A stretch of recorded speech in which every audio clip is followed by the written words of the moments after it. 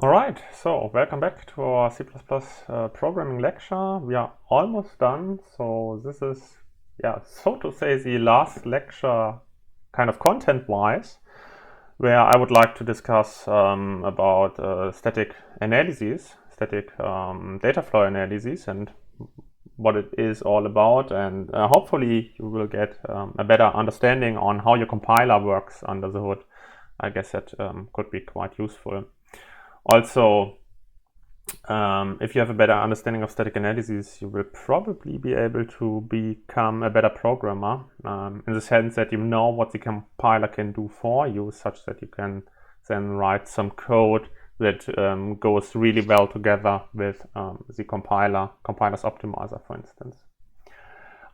And also then in the next lecture, it won't be kind of a lecture, so it will more be an introduction to the final project. So I will present the tasks that you need to solve in order then to become the credit points, to receive the credit points, or also to receive the certificate.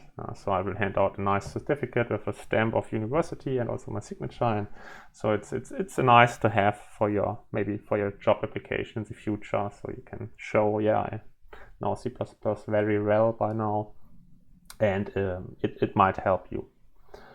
Also, one important point is course evaluation. So the course evaluation is online right now. It will be closed by tomorrow, so it would be really helpful. It would be really good if you could participate in the course evaluation. The feedback of the course evaluations are really highly relevant, highly important for us lecturers. So, of course, you as students have to improve. You have to learn lots and lots of stuff. That's your task, unfortunately. But also, of course, the lecturers, like me, we also need to improve to make the experience of attending such lectures better, to improve on the kind of user or student experience. And I also wish to improve on myself and my lecture skills to make it more fun for the successor students that will take part in this course next year. So I already sent an email via Panda with all the details and what's important. So you will please check your email inbox. And I would say, as the evaluation will be closed by tomorrow, just if you read the email, fill in the evaluation right away, so you can't forget. That would be very helpful to me, and really I appreciate the time you put in the evaluation. It will cost you, I don't know, say like 10 minutes or 15 minutes at most. And also the free text comments are most valuable for the lecturers. I mean, you can, if I recall correctly, you can put in some bullet points basically, or no, how's it called? Some radio buttons where you can, on a scale from 1 to 10 or so, you can fill in your answers, but please also make use of the free text comments, because those are most important. And also the course evaluation will be completely anonymous, so you don't have to put in your name or something, so you can write whatever you think, so your honest opinion. And also, if you feel to speak to me outside of this lecture context, so I mean, you can also write me an email and give me a feedback via email. So if it doesn't fit in the text boxes of the course evaluation, you can also do that, of course. So at this point, thank you very much for participating in the course evaluation, hopefully. And then let's now start with today's lecture. So what are we going to discuss about today? So we will briefly discuss about cyber attacks. We will also discuss that you can find or circumvent cyber attacks using program analysis. We will also answer the question, why do we need program analysis anyways? What is static program analysis? We will have some real examples. And I will advertise the course Designing Code Analysis, the DCA course. It's a master's class or master's course. But very interesting if you are in that kind of stuff, into that kind of stuff, which I'm going to present today. So this course might be very interesting to you, and it will take place in the upcoming winter semester. So you can, if you are in masters already, so you can just attend to this lecture. And some final notice about our software engineering group. So we most of the time have some jobs where we need some people for. So if you wish to have some job in our research group, work on the things I'm going to present today, please just drop me an email. And also if you wish to write your bachelor's or master thesis, so we have more than enough problems that we need to solve, and we can also formulate some problems in a way that you can work on them in terms of a master or bachelor thesis. So just drop me an email if that would be relevant to you. Cyber attacks. So you can read it in the newspaper almost every day, more or less by now. So how does a usual cyber attack take place? So first of all, you have either you need to find a vulnerability, an existing vulnerability, or you place a backdoor yourself. It's also done by some companies. So they place a backdoor in the software on purpose, which they can then use later on. The ultimate goal is, of course, to inject malicious code, which then does something which you as a user probably don't wish to happen, but that's how it works. Of course, you need, as a cyber attacker, you need to circumvent detection, so kind of fly under the radar. And then the next goal basically is usually to infect more machines if required for your attack. And then at some point, eventually, you will execute your payload to achieve the goal that you ultimately wish to achieve, and usually it's about money. So you try to reach an asset which you usually wouldn't be able to reach. So that's more or less basically the usual workflow of a cyber attack. Who's responsible? So if you ask the US Department of Homeland Security, so that will tell you, according to a recent study by the Department of Homeland Security, more than 90% of all current cyber attacks succeed because of vulnerabilities in the application layer. So basically what I'm saying is it's your fault. You as an application developer, so you are probably responsible for 90% of all current cyber attacks, or at least you are responsible that those attacks succeed. So it's not about operating systems or such kind of software. So it's mostly really about the application layer. So whenever you write an application, implement some piece of software, you have to be really careful not to write vulnerable code that is vulnerable to some cyber attacks. So that's your job basically as application writers. Okay, so how can we reduce the number of vulnerabilities then? So I mean, it's probably not good, so we should get rid of all vulnerabilities if we can. So how could we do it? First of all, main idea is write your code carefully. So don't be in a rush. Don't write code if you're not concentrated. So it's completely rubbish code that usually is the outcome of such strategies. So be patient, be careful when writing your code.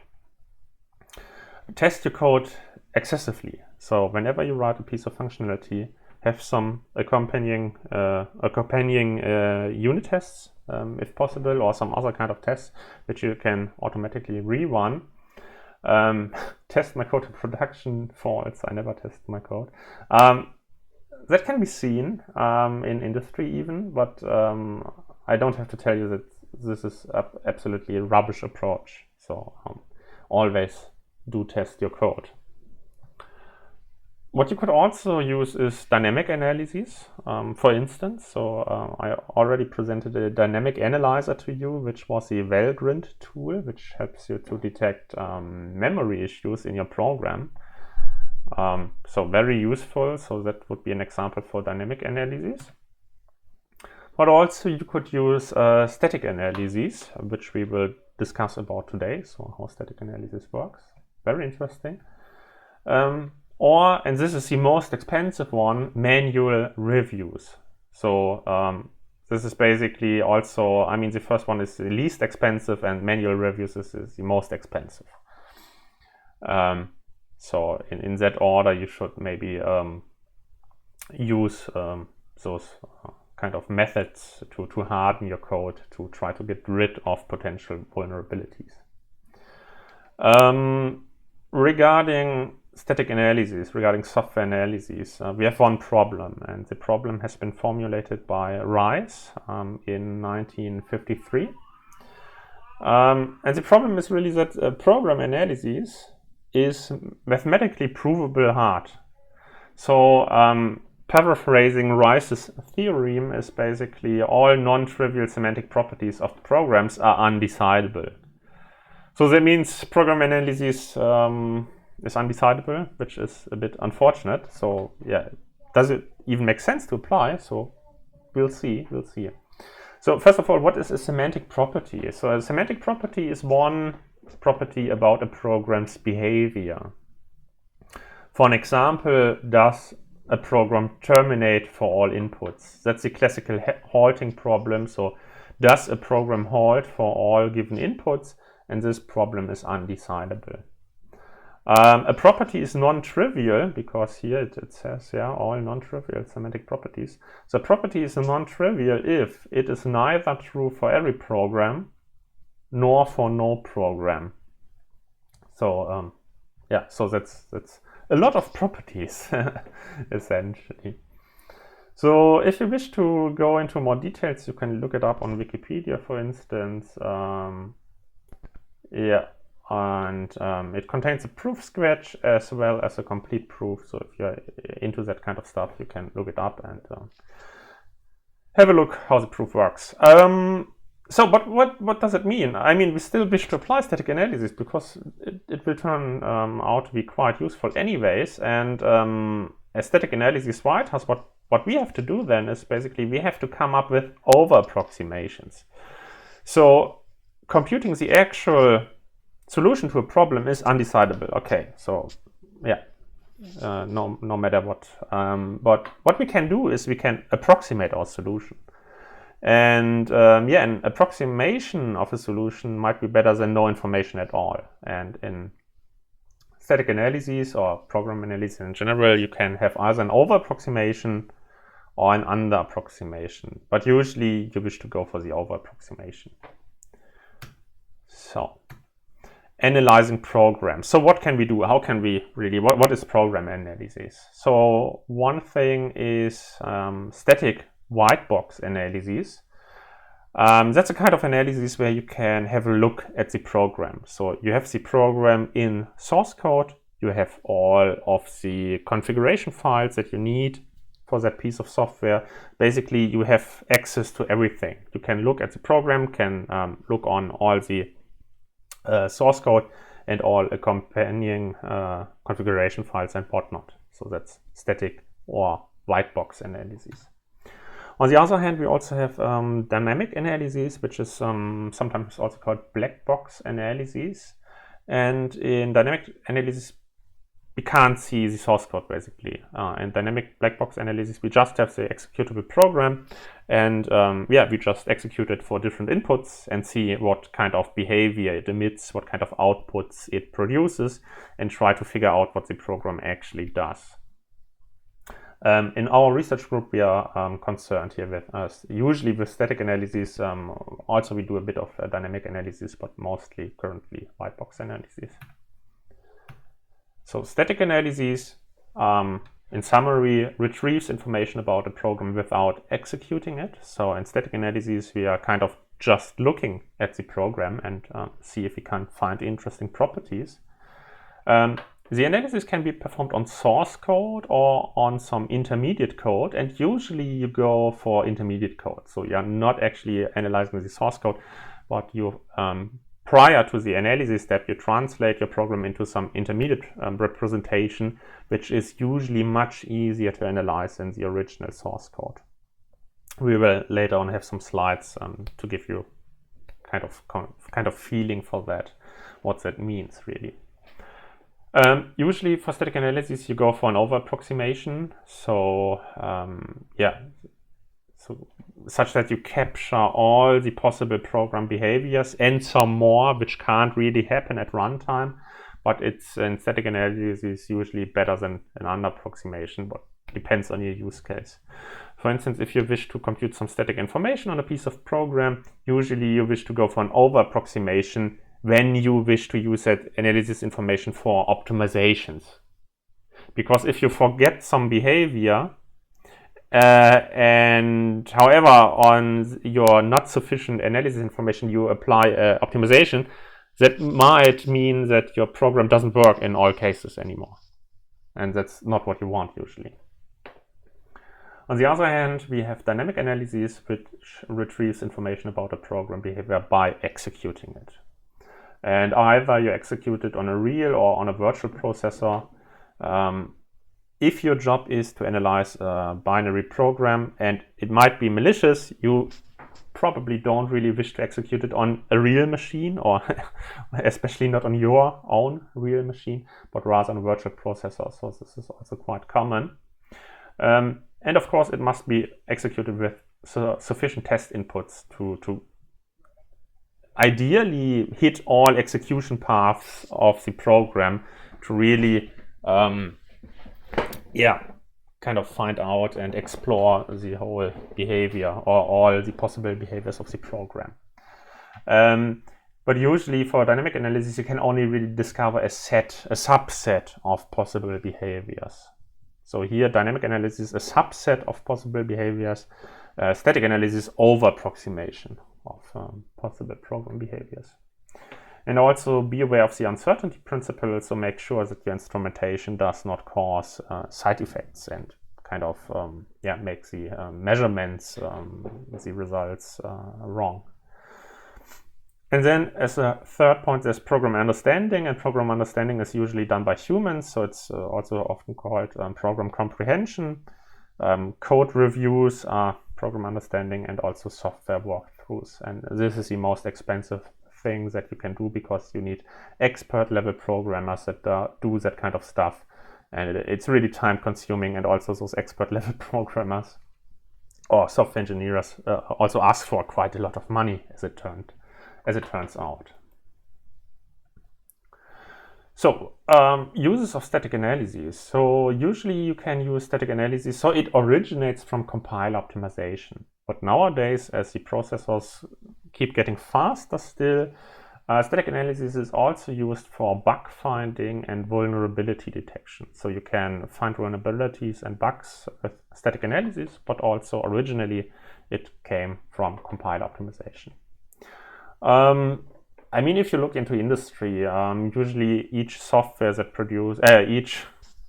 each company that produces their own software applies static analysis. Usually as part of the nightly builds or at the very end of the development phase. But I don't have to tell you, the earlier you apply static analysis, the earlier you detect bugs, vulnerabilities, the better and the cheaper it is to fix them. So here's a chart of relative cost to fix based on time of detection.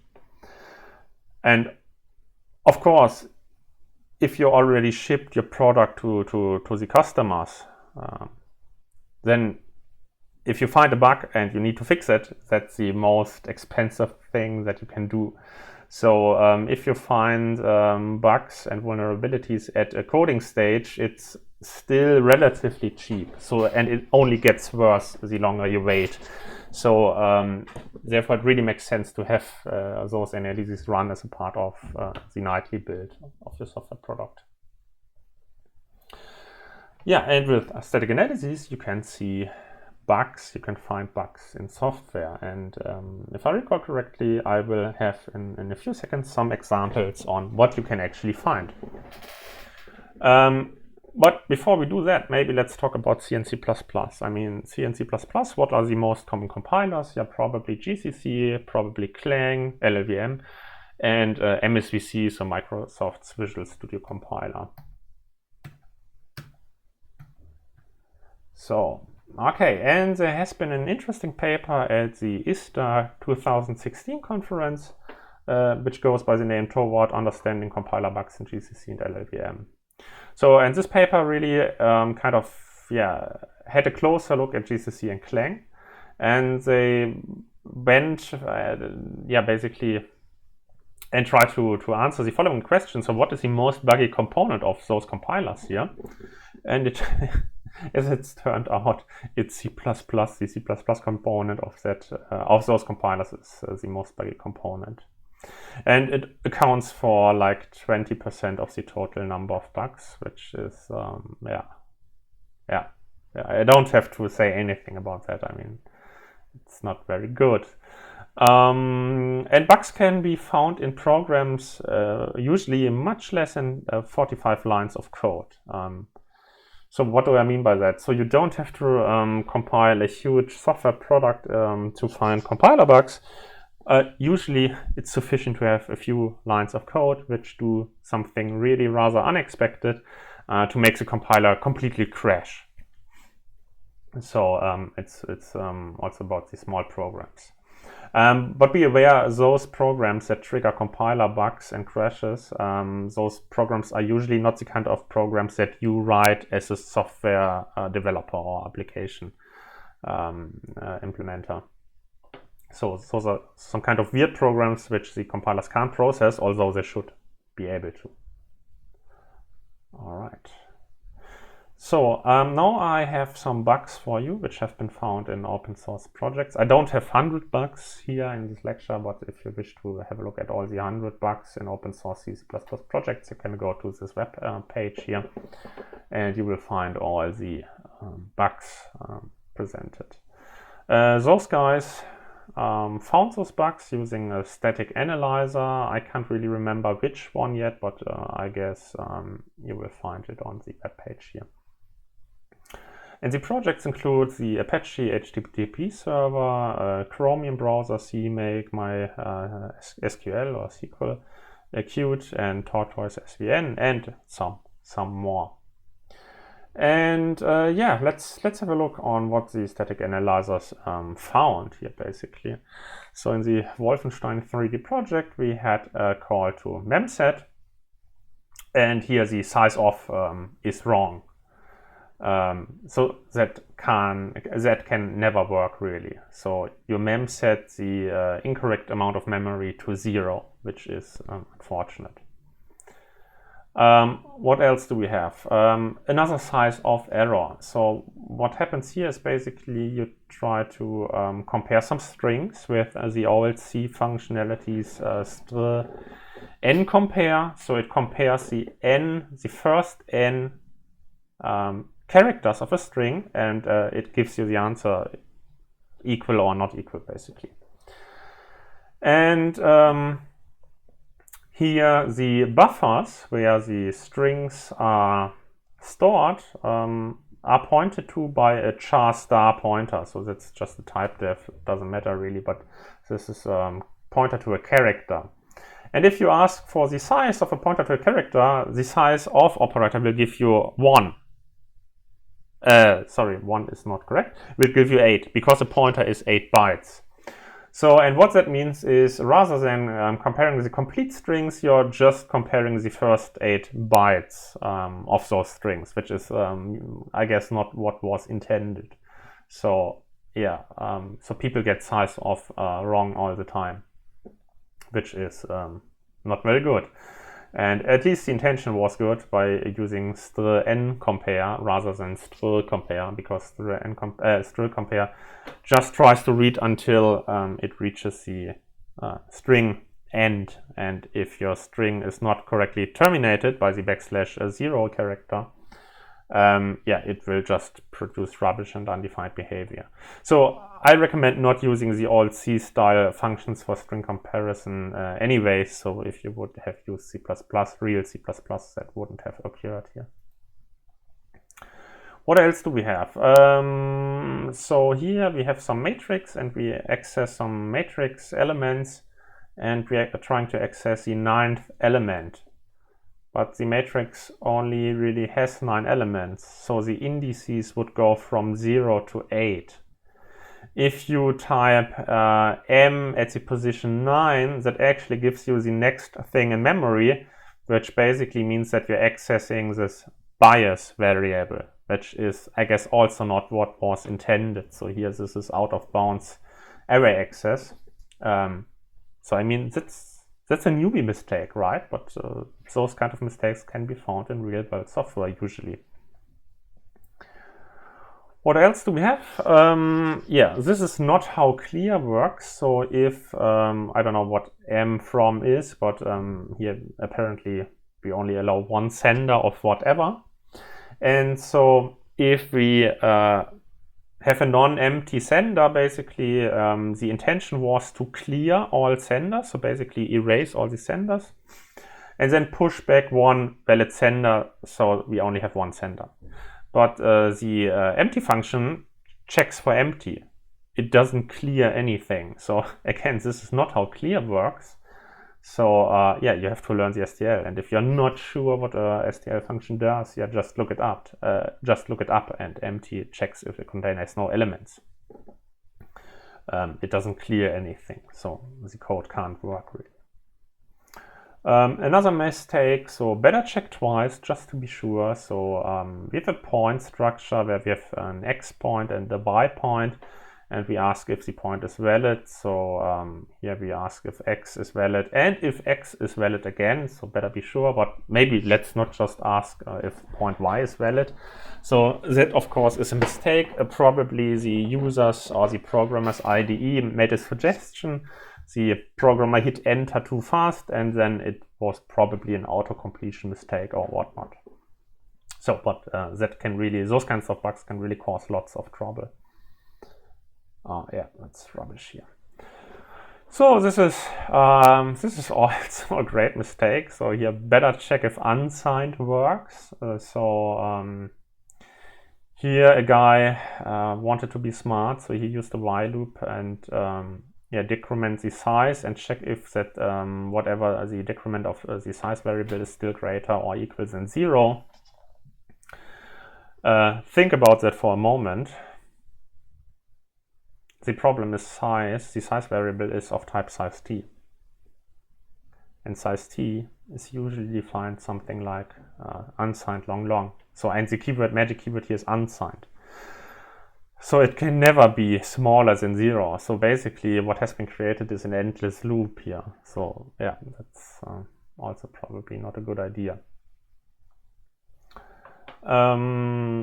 Yeah, here we have a pointer to a password where we check if that pointer is not equal to the \0.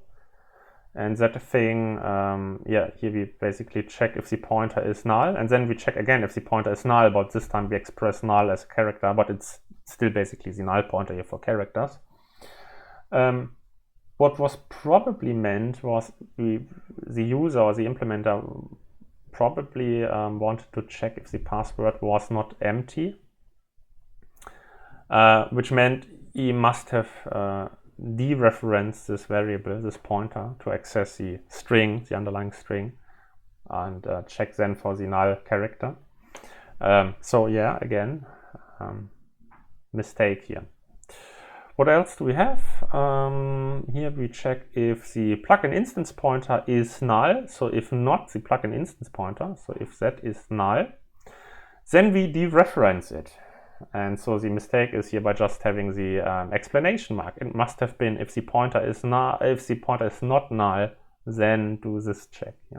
So here we are dereferencing the null pointer every single time that is executed here. So just yeah, just rubbish. Another size of operator which went wrong. So here we have a static buffer where size of can tell us the size in bytes, because it's a static buffer. It would not work for dynamic buffers, by the way, of course. But the guy didn't enter the buffer, but he dereferenced the buffer, which then gives you the first element of the buffer. And a single element of that buffer is of type unsigned int1, so 1 byte. And again, here you're only mem setting the first byte of the buffer to 0, which is not what has been meant. And here we don't zero out all the sensitive information, just the first byte, which is a problem. And I mean, it goes on and on forever, basically, so you can find so many bugs in software. And I mean, all the stuff might be critical. So here again, another easy bug, check things twice. So we check if options delivery password. So yeah, probably auto-completion error, I don't know. But in the end, it doesn't matter because it's an error. So here what we don't do is we don't check the presence of a username. We just check if password is present 2 times. All right. So and then really we can ask ourselves the question, why do we find all those bugs? So what are the characteristics of C and C++? So what comes to my mind at least is, yeah, those are old languages. So C is nowadays 48 years old. It was invented in 72. C++ is now in its mid-30s. First version, kind of C++-ish language, was in 85. So very powerful, very expressive, kind of very complex in some sense. Expert-friendly, probably a bit too expert-friendly. You have to remember a million rules for those languages, when to use what, and yeah, it is a bit complicated. For instance, in C++, you can ask the question, what is a protected abstract virtual base pure virtual private destructor, and when was the last time you needed one? Was asked by Tom Cargill in 1990. And of course you can have that in C++. It's this, obviously. So, I mean, sure, I mean, it has to be immediately clear that it is this. No, I mean, that's for real. Now, that's is something which you can have in C++, but you never need that kind of stuff, right? So, yeah, it might be a bit overly complex in some cases. But if you look at the mistakes from the last slides, if you look at the coding errors, usually it's in reality it's this here. So oftentimes it's just unconcentrated developers. They're calling the wrong function. They forgot to dereference the pointer. They use the size of operator wrong all the time. And yeah, that's essentially when you forget how to code.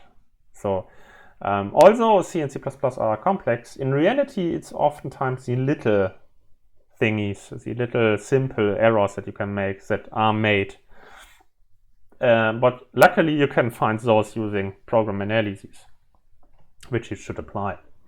And this is especially important because C and C++ are basically used everywhere. So, I mean, in all kinds of domains, in all applications, you have some C, C++ programs running and performing some tasks.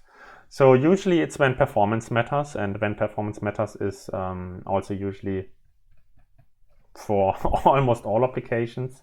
So for operating systems, embedded systems, simulations, real-time systems, web browsers, and so on.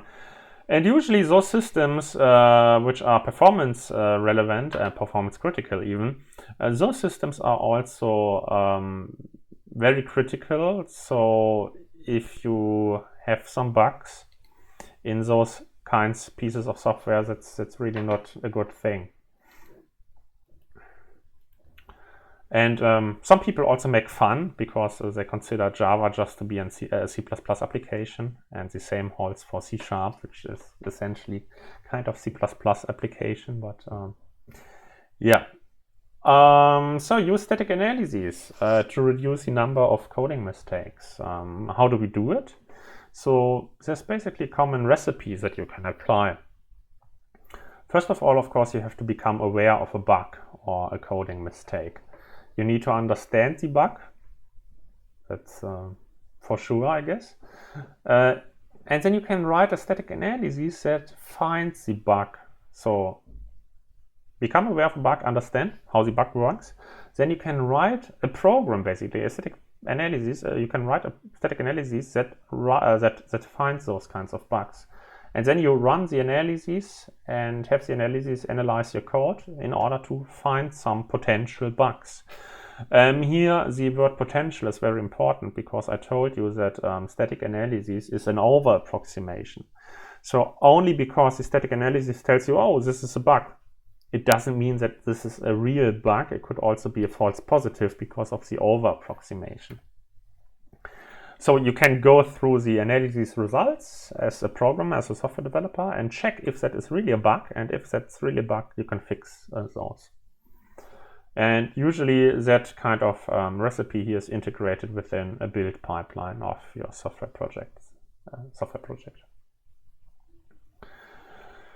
So one particular kind of static analysis is known as data flow analysis. So data flow analysis is basically one school of static analysis, and this is also what we use mostly in our own research group. And in the following, I wish to present to you some intra-procedural analysis. So that means an analysis that only operates on one function at a time. There's also, of course, inter-procedural analysis, which is an analysis that runs and spans over multiple functions. If you drive it to the extreme, that's whole program analysis, where you analyze the whole program with the given analysis, and that's usually what you wish to do. But that would be too complicated to present here. So here we are only having an analysis that analyze one function at a time. So how does it work? So you have a given function f that you wish to analyze, and you wish to check if a certain property phi, that's something you're interested in, if that property phi holds for that given function f. And in order to check the property phi on the function f, you have an analysis. So for each property that you wish to check on a function, you have an analysis that gives you the answer. And it will give you, yes, this property holds or it doesn't. Exactly. So to give you some ideas, I now give you some properties and the corresponding analysis. So is this variable still used later on? That would be an analysis that would answer that kind of question here, would call it, or is famous and is called live variables analysis. Can this code ever execute? That's very important for compile optimization, and this is called dead code analysis. And if an analysis finds that a piece of code can never be executed, then the compiler can completely remove that piece of code to make your binary, executable binary smaller. Then, can this pointer ever be null? That's called a nullness analysis. Is this file handle ever closed? Type state analysis can argue about those kind of properties. Can sensitive data leak? Often used in security. Finding vulnerabilities, security critical vulnerabilities, that would be called taint analysis. And there are really many more. So here just a few examples. So what is the workflow of data flow analysis, or of static analysis as the more general thing? So how it works is you usually start parsing a function, the function you wish to analyze, as source code, bytecode, or some intermediate representation. And I already told you that people usually prefer to analyze some intermediate representation because this is oftentimes much more easier to analyze than the source code. So here, given a piece of code, what we then do is, so we parse the function, of course, and the next step is we convert it into a control flow graph. So this is the program's control flow graph. We have one statement executed after the other. Then we have a branch. So given on the condition here, z greater than 0, we either go in that if branch, or we just skip it. And if we go in that if branch, we execute basically this statement here, and then we join in the common successor statement. So, and the static analysis, the data flow analysis, is actually performed on the program's or function's control flow graph, CFG control flow graph. And then hopefully some interesting properties are found which can then be the basis of vulnerability analysis or compiler optimization. An analysis is usually performed on an intermediate representation, which is short IR for intermediate representation. It's usually simpler than the source language. It comprises only a few opcodes, and it uses jumps or goto instead of loops. Because loops would be very difficult to analyze, because you can have loops nested in arbitrary depth, which makes it really hard to analyze those statically. But if you only have some jumps, it's much easier to analyze the code, to generate the control flow graph, and eventually also to find the properties of interest. LLVM is one compiler framework that we are using for static analysis in our research group. So LLVM is a piece of compiler infrastructure written in C++, and it can be used to write compilers, kind of for and in C languages. So what is a compiler infrastructure? So it provides many helpful mechanisms to write your own compiler optimization. You could also write your own compilers with help of LLVM. You can also write your own static analyses on top of LLVM. And it has its own intermediate representation, which is called the LLVM IR. This is what we usually analyze. And the LLVM IR itself is independent of the concrete input or source language. So, for instance, you can use the Clang compiler to compile your C or C++ application in LLVM IR, and then you would analyze the intermediate representation. However, there are also front ends, I don't know, for Python, for instance. So you can also translate Python code into LLVM IR using a Python front end, and then you are also able to analyze the Python program with the same analysis that runs on the LLVM IR. That's the point. And whenever you wish to analyze a new language, you only really need a front end which transforms the source program into this intermediate representation. So what are the pros? No nesting, which makes it very convenient to analyze. Looping and branches through jumps, easy to analyze, and only very simple and basic operations, which also makes it more convenient to analyze. And it's 3 address code. You will see what that means on today's exercise sheet, actually. And what are the negative aspects? You don't have a direct mapping from LLVM IR back to source. So whenever you have LLVM IR, you lose some kind of information. That means from the given LLVM IR, it's really hard to construct back the source code. That's usually something that can't be done in most of the cases, at least. So, and the idea how every compiler is basically organized is you have a source language, you give it into a front end. The front end usually translates your source language, like C and C++, into some intermediate representation, such as LLVM IR. This LLVM IR is then optimized and analyzed in the compiler middle end.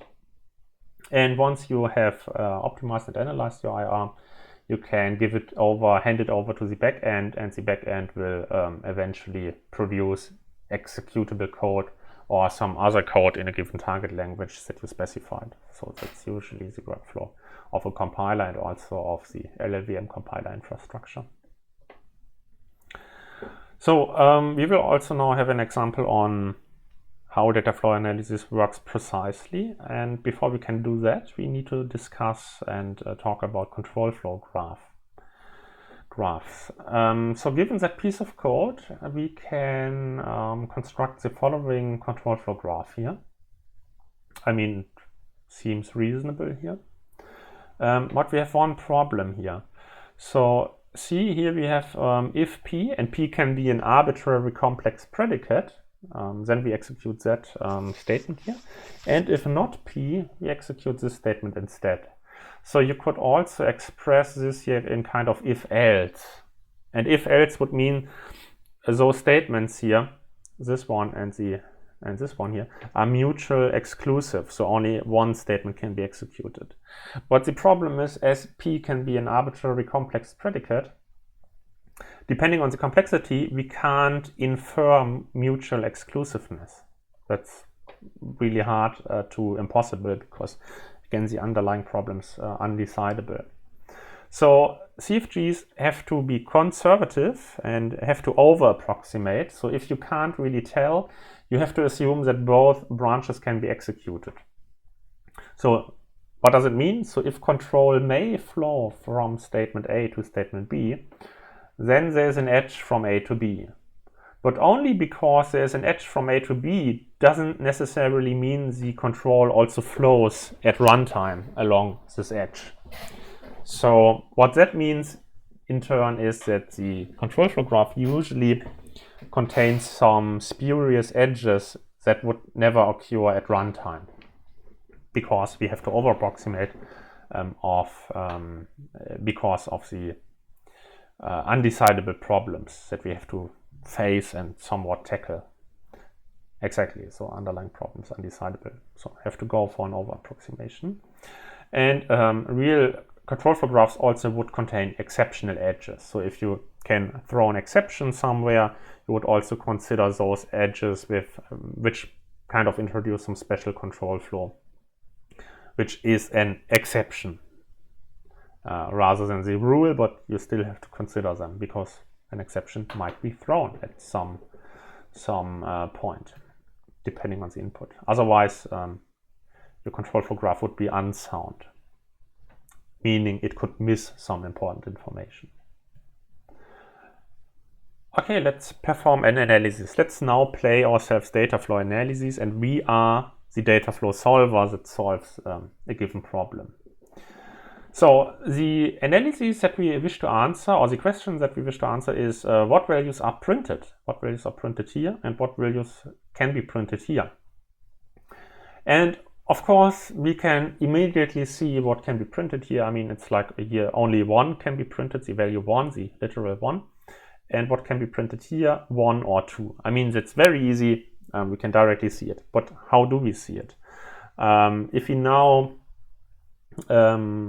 wish to encode that in a real analysis that can be executed by the computer, because that's our goal, right? We wish to specify an analysis which can be executed by the machine, because a machine is much faster than a human in terms of looking at code. So we need a structured procedure to find out what can be printed. So what happens here? What we do is, by the way, this is also called reaching definition analysis. Forgot to say that. So first thing that we do is, we already know that we produce a control flow graph. So those are the statements. Each statement is kind of node. And then we have some edges in between which show us where the control flow goes. And then we use data flow analysis. So yeah, those edges are control flow edges. And what we are now doing is, in data flow analysis, the main idea basically is we propagate the properties of interest through the control flow graph. What is the property of interest here? The property of interest is basically what value can a variable subsume. So it might make sense if we propagate variables and their respective values at a given point in the program. Those are kind of our data flow facts. And those data flow facts we propagate through the control flow graph, and we check and see how the data flow facts interact with the statements. And the interaction of the statements with the data flow facts are described by something which is called a flow function. So a flow function captures the interaction of a given statement with a set of data flow facts. That's the main idea. So, and here for this analysis, we start at the beginning of the program, and before we have seen the program, I mean, before we looked at any statement, what do we know? We don't know anything. So if we are interested in the value of x, yeah, we don't have an answer yet, because we haven't looked at a single statement of the program. That means we don't have any information about x. So x is, I don't know, question mark here. Then what we're doing is we next doing an analysis of the statement here. So we look at the statement and see, oh, okay, so here we introduce a variable x and we assign the integer literal 1 to it. That means after the statement, x's value will be 1. And so this is usually what the flow function tells us. And we execute that flow function on that statement here. And the flow function will tell us, yeah, x is 1 after executing that, after kind of executing that statement. Again, in static analysis, we don't execute anything. We're just looking at the code. So after that statement, we know that x is 1. And then with that data flow information here, we know that at this point, at this print statement, x can only be 1. So 1 will be printed here, definitely. And now we apply the flow function and we analyze the print statement. And we find that the print statement doesn't do anything to x. It doesn't change its value at all. So we can still continue x equal 1. We can continue propagating that piece of information.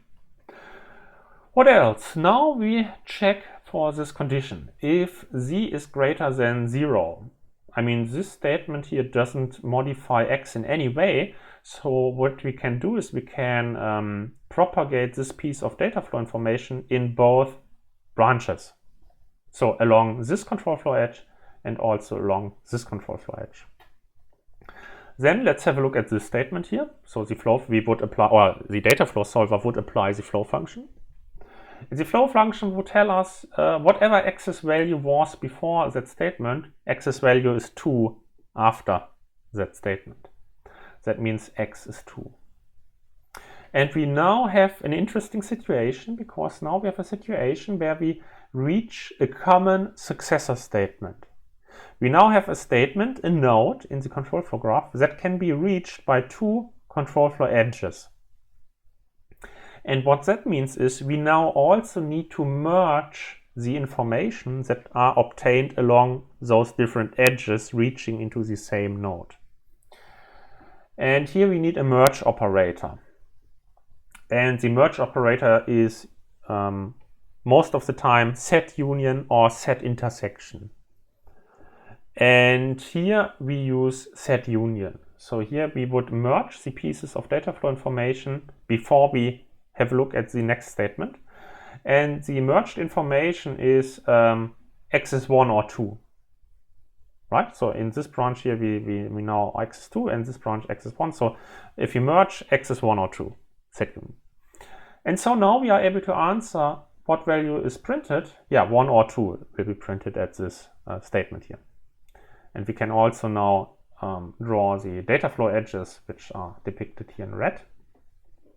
And this would, this is basically how a data flow analysis works. So you propagate data flow facts that are interesting to you through the control flow graph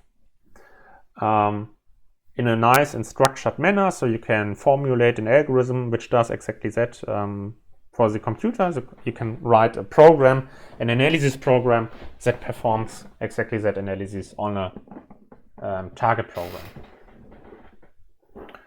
Okay, and you can argue that, oh, this was very easy. I mean, that doesn't really make much sense to apply that kind of stuff in reality, because you as a programmer would directly see it, and you would be maybe, I don't know, faster, or you wouldn't write such code in the first place. I don't know.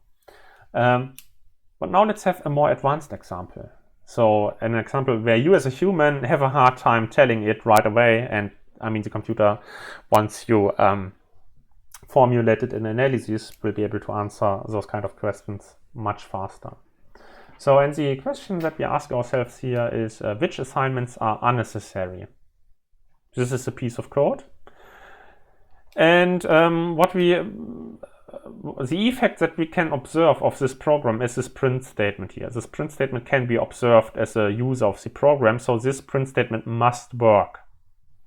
And the question is, do we have any unnecessary assignments that we can cross out and still have the print y statement work here? So the question is, which assignments are unnecessary in this analysis, an analysis that answers this kind of question would be called a live variables analysis. So yeah, let's do it. Let's do it in a structured way. So first of all, we would draw the control flow graph.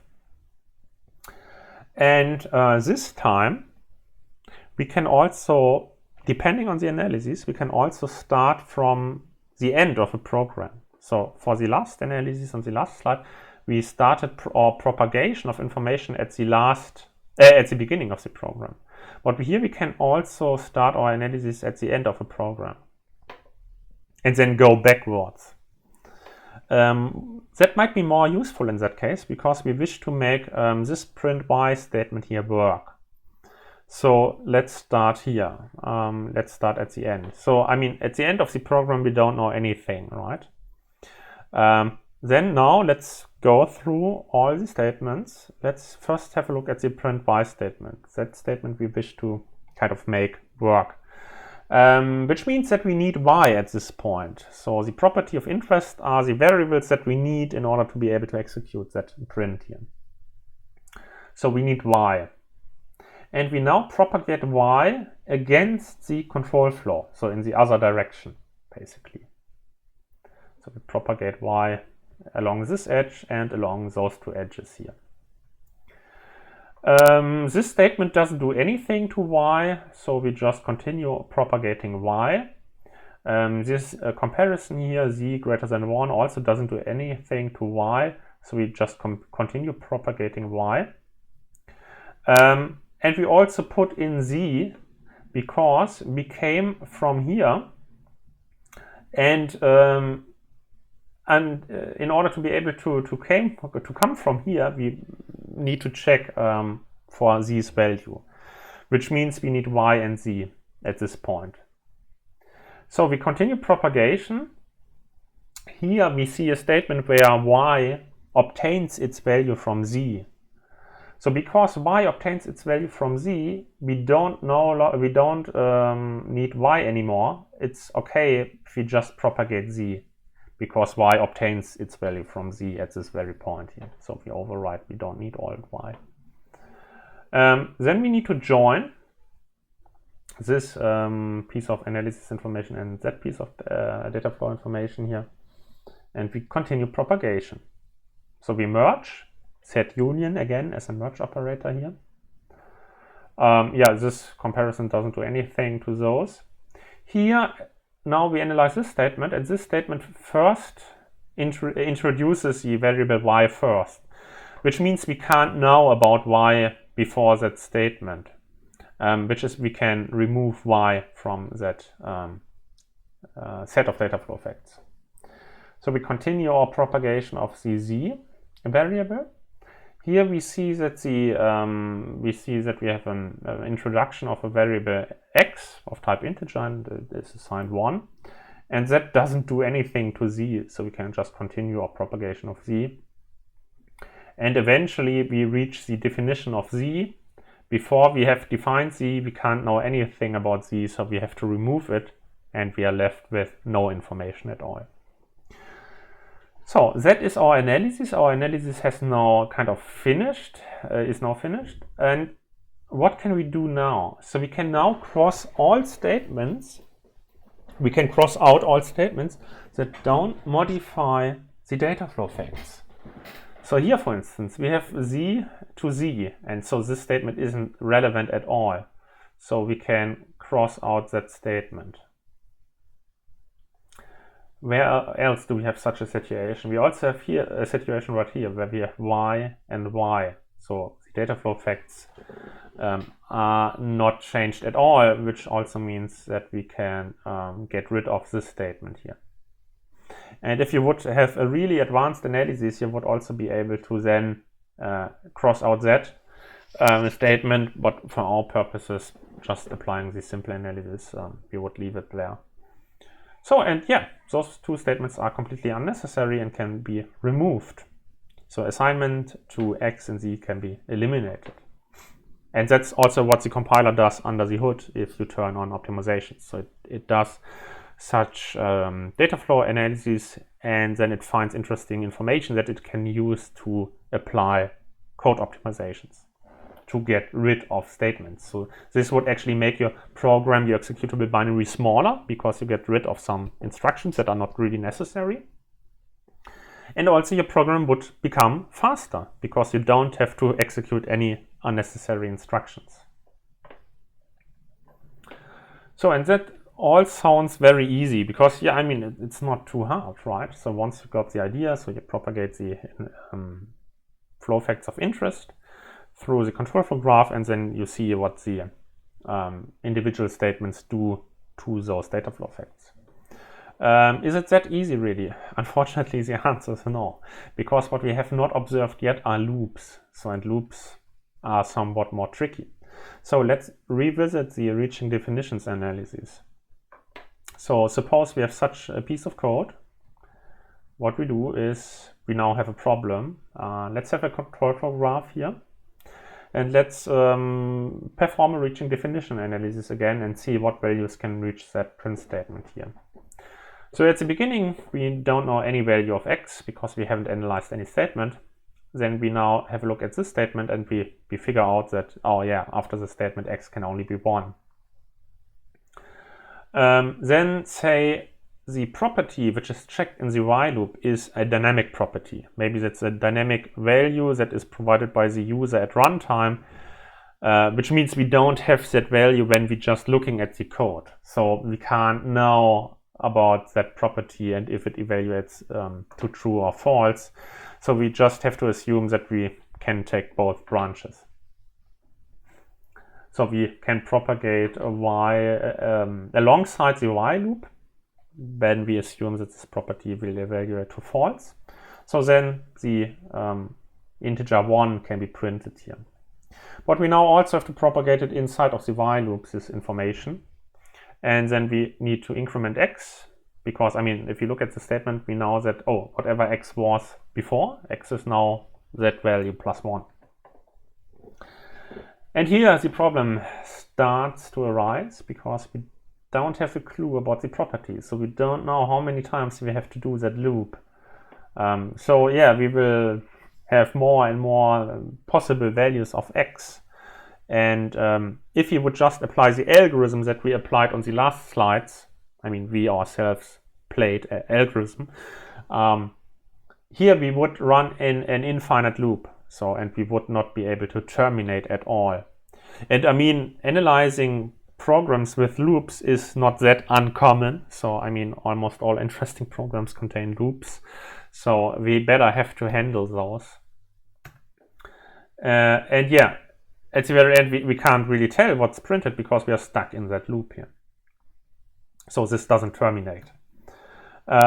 What that means, what is the problem here? Actually, the problem is that the number of iterations must be bound. So whenever we hit such a loop, we need to finish at some point. We need to at some point say, okay, I can't figure out what the value is yet. Let's leave it there and just assume anything can happen. And what the algorithm would do in such cases is it would have an underlying lattice, a mathematical structure to organize values and give order to them. If you don't know what a lattice is, just leave it there. It's not very important. It's not that important here for our example. But at some point, it would essentially just say, okay, x can be all values. There's a special symbol in the algorithmic procedure here, which is called the top symbol. It's basically similar to a t, and you would then assign t to x, saying that, yeah, x can be anything, I don't know, and then you can leave that loop. And yeah, we have a mathematical theory that describes how that works and how we can bind the number of iterations. And this is called the monotone framework. So you can look it up on the internet what the monotone framework is. That's basically the framework which allows you to implement arbitrary data flow analysis. So the monotone framework, we already kind of figured it out for ourselves what it must provide.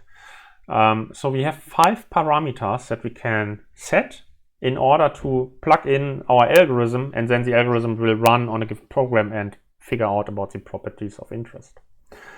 First of all, we need to give the analysis a direction. So we can start with a forward analysis and we can start propagating along with the control flow direction. Or we can also start from the end of a program. Then we have a backward analysis. That was the second example I showed you here. So what you can set is the analysis direction. You also have to set the analysis domain, which is then organized in a lattice. That's basically what you propagate through the program. In our examples, for the first example, we used variables and associated values. So a pair, a tuple of local variable and value. That would be the analysis domain. For the other analysis that we basically played ourselves, we only really propagated the variables. So there the domain, the analysis domain would be local variables, for instance. So we have to specify the analysis domain. Then we also have to specify the effect of statements on our data flow information, which is done by the so-called flow functions. And whenever you specify your own data flow analysis, your own static analysis, you would really need to implement those flow functions in code. You can really write C++ code in order to specify that, and it's called flow functions. Also initial values, that's also what we need. And as you saw in the examples, we usually start with an empty set. So our initial values is empty set, we don't know anything. Sometimes it's also interesting to have some other initial values, but for our purposes that was completely sufficient. And we also need a way to merge information, a binary operator on sets of lattice values.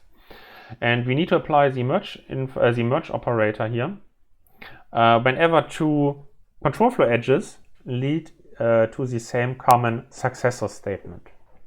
Then we need to merge information. This is usually set union or set intersection.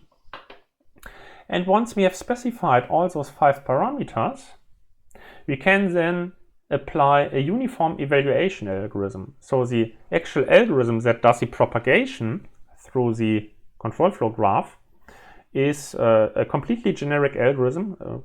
Mostly it's kind of implemented as kind of work list algorithm.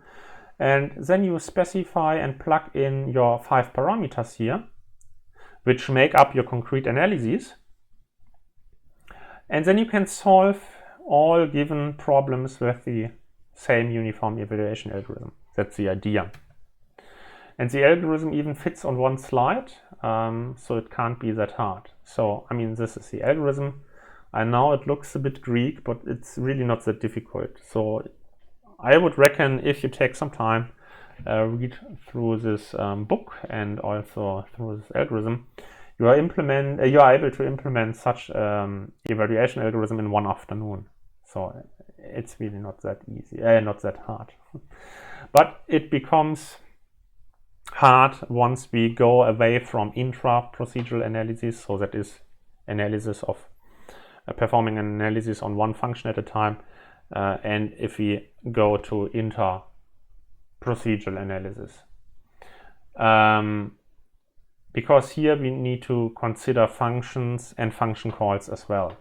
So an important thing that we need to, other important static analysis information that we need at that point is a call graph, right? So if we have a piece of program here, and if we wish to analyze the program using an inter-procedural analysis, then we must be able to determine what function is called at which call site. And this here, of course, is still a very easy example. So, right, our analysis, I guess, would start in main because that's the program's entry point. And then we see a call site foo, here, where we have a direct call to the foo function. And then foo itself calls bar. And then we return from bar, we return from foo. We go to the second call site here. Here we just call bar. So we would call bar, we would execute whatever bar is defined. And then we would return, and we return from bar. And we can return null to the operating system, and we are done perfectly fine. So the call graph would look something like this here. That's a call graph, and you need a call graph structure in order to conduct an interprocedural analysis. This is the easiest example that you can come up with. The problem is it's not always that easy, because imagine you have a function pointer which you can set to different functions depending maybe on some dynamic condition that can't be decided statically. So then again you have a problem, because the call graph also needs to be an over approximation. So if you call a function pointer which can point to multiple functions, you have to assume that multiple functions can be called at a single call site in order to have an over approximated behavior. And also C++ is an object-oriented language where you can have virtual functions. So you also have virtual dispatch, where the static pointer type and the dynamically allocated type maybe differ from each other. So you also don't know statically what function may be called, so you can only have an approximation, and then it all becomes much harder. What's also a problem in interprocedural analysis is calling contexts. So say you analyze some code in function T, you propagate your data flow facts along your statements that are found in T, and then say you have a function call to R. So you propagate all your data flow facts into the called function, you continue your propagation, apply the flow functions to all the statements that you find in function R. And when you need to return, if you hit the return of the callee function, you need to return to the correct call site. So you need to propagate the data flow information back from where you came. Back to where you came, yeah. So this kind of flow would not be allowed. And yeah, if you need to implement that, that's also a bit tricky. So you need to tell the algorithm, yeah, whenever you call a function and propagate information, at the very end, you also need to repropagate it back to the caller, to the corresponding caller. But you also have to keep in mind that the function R might be called at some other places in your program as well. So, and this is here what I try to depict. So when you came from this call site here, you are not allowed to go to this return site, but you must go to the matching return site. And that's also a very hard problem. If you just apply the monotone framework, so the algorithm I presented to you in a very informal way on the last few slides, it can't be really used directly for interprocedural analysis because that would be way too imprecise. The monotone framework would, if you just leave it as is, would, whenever you have a call site, you propagate your data flow facts in here. The monotone framework would return to this return site and also to this, so to all return sites of the caller, of the callee, which is of course not correct. So we now need to consider calling contexts as well. So what are problems with usable static analysis? Why is it so hard? So oftentimes it's a trade-off of precision and performance. So usually your analyses need to be precise, such that you can use them as a basis for compile optimization, but also your analyses need to be fast, such that the compiler can actually execute them. And I mean, compiling larger C++ programs takes ages anyways, and so you cannot really blow up your compiler by having really long-lasting analyses run inside of the compiler. For interprocedural analysis, static analysis oftentimes does not scale very well. So that means if you analyze a larger software, an analysis can really run for a week or two, maybe. That's not uncommon. So massive runtimes and memory consumptions. Sophisticated solutions often require really complex algorithms, and with complex I mean really, really complex. So there are good solutions, but the overall problem is that we have to deal with undecidable problems. And we have to come up with clever over-approximations, and those clever over-approximations require clever and complex algorithms. And the programming abstractions make it even more difficult for us. So like features, like exceptions, or I don't know, what else can you think of? In C you have set jump and long jump. Makes it really hard to analyze for us static analysis writers and implementers. Yeah, and finally, many problems are undecidable, so we have to fiddle around to still provide some meaningful information. So pros and cons of automated static analysis. So usually static analysis is fast. It's much faster than a manual audit. It's much cheaper than a manual audit, because once you wrote a good static analysis, you can apply to any given target program you wish to analyze. And because the computer executes this analysis, it's blazingly fast many times. And if you have a good analysis, it almost finds as much as manual audits if you take care and write a good analysis. It's efficient for obvious vulnerabilities. That is what I meant. It's blazingly fast if you have some easy to find vulnerabilities. For some more difficult vulnerabilities or staged vulnerabilities, then runtime goes down and degrades, unfortunately. And as a user of static analysis, you don't need to know about security and the overall principle. You just need to apply the static analysis, and you can read through the warnings and act accordingly. So you only require basic knowledge as a user of static analysis. It's of course less flexible than a human analyst. So it's just an algorithm that does its procedure, its thing. So it can't do anything else. It's difficult for staging complex attacks. It also cannot interpret human language. That means a human analyst, for instance, can read code comments. But a static analysis doesn't understand human language, so static analysis cannot read human language, cannot read code comments. Because static analysis is usually an over-approximated solution, so it also yields too many results, and also some of the results are false positives. And that means you as a human have to go through those results and check if they're actually valid or aren't. All right.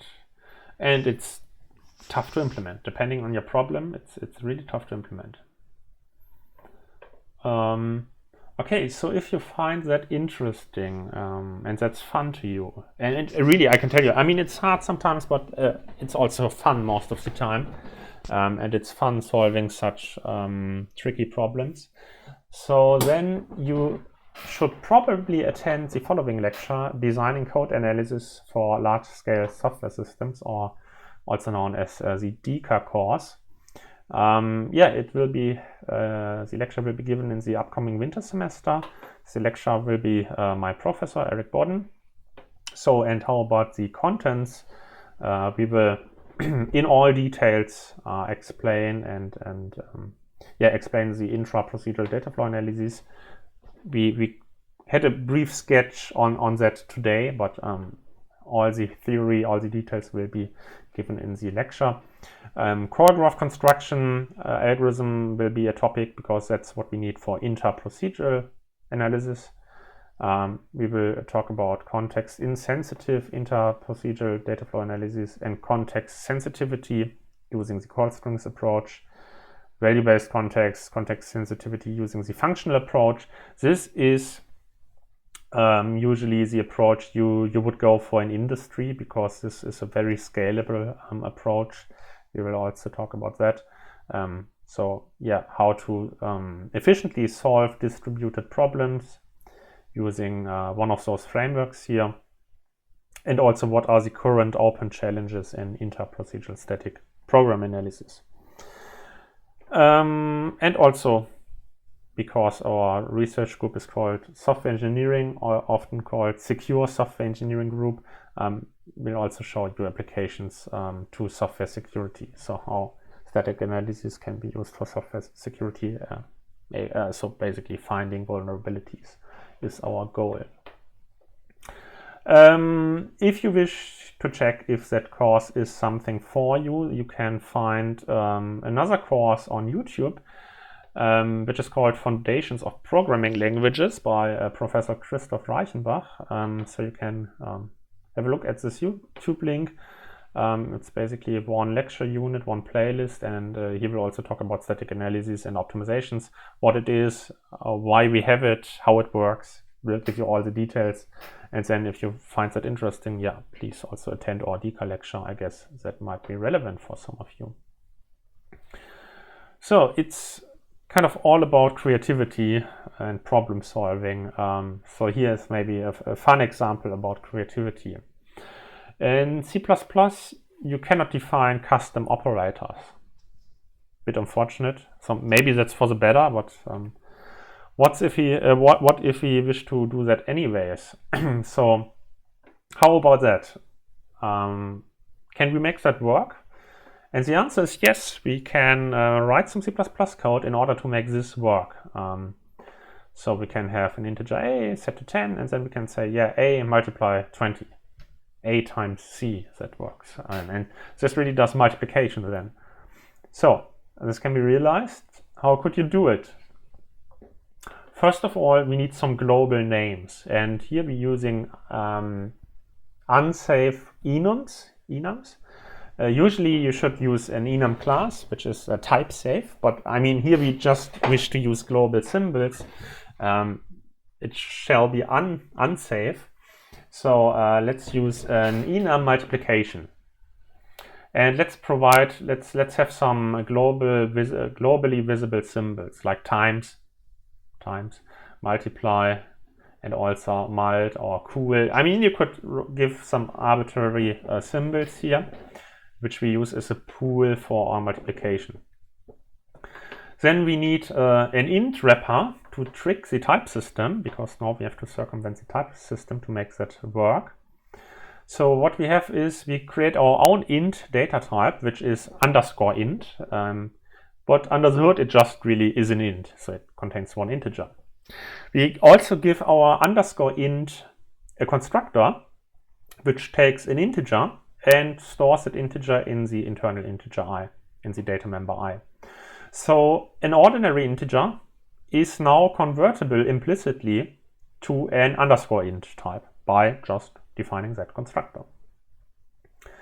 We now also implement the implicit conversion operator. So that means that our underscore int is now also implicitly convertible into an ordinary integer, and it just returns the data member I here that we store all along. And what we then do is we operate the division operator, we overload the division operator, which would be the first one here, which takes an int and a symbol of the enum, which is this one here. So int I, and a symbol of the enum is called underscore multiplication, so here we have it. And we define that division operator to just return an underscore int carrying this integer value I. So and now, of course, we next have to overload the second division operator. So and we overload it to accept an underscore int j, that's basically the result of the previous division, and a second ordinary int, which is this 20 here, for instance. And then the result is just multiplication, j times k, and the result is an ordinary integer. So, and once you've implemented that kind of madness here, what you can do is you can really specify just computations as in the following. And under the hood, it will just perform multiplication. So, just to show you what you can do with C++. So if you're a bit creative about things, usually, I mean, okay, so in terms of associativity, so left associative or right associative, it depends on how you overload operator division. So you can basically choose whether this thing should be done first or this computation, this sub-expression should be done first. But anyhow, yeah, please don't use it in real-world projects. It's just for fun and some hack. And we will see some more hacks in the next lecture, or in the last lecture, which is next week, where I introduce you to the final project and also show you a bit more of those kind of things here. One more note on jobs and thesis. So the topic of our research group is mostly static analysis, C++ programming. We are also working with the LLVM compiler framework, static program analysis. What are the benefits being in our research group? So money, of course, if you apply for a job, you will earn some money. That's quite nice as a student. Fun. I would say it's much fun to work on our research group. We have many nice colleagues. So yeah, we laugh a lot.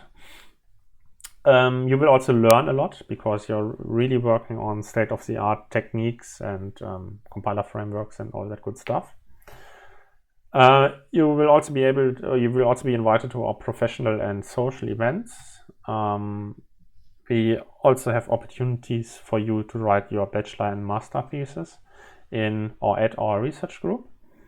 Yeah, and later on lots of career options. So if you wish to do your PhD in one of those directions here, that might also be possible. And yeah, you're really working on an important topic.